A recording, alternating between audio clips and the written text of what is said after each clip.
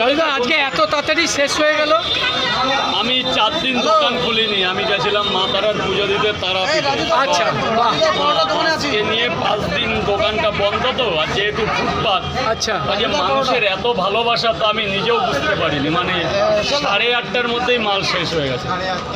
8:30টায় শেষ হয়ে গেছে। আমার আবার আমার দাদার সাথে দেখা করতে গেছিলাম। আচ্ছা আচ্ছা, আমাদের মনে আছে ঘুম থেকে উঠতে লেট আমরা ভাবলাম বোধহয় একটু দেরি করে ফেলেছি, কিন্তু আমরা তো জানি তুমি 11টার আগে এখান থেকে বেরাও না। না, এবার এখন 11টায় আসলে হবে না, এখন তার মধ্যে আসলে আচ্ছা কি রাজুদা পরোটা গরম ছিল এত তাড়াতাড়ি না না, একই একই তুমি তো অনেকদিন পর আসলে একই।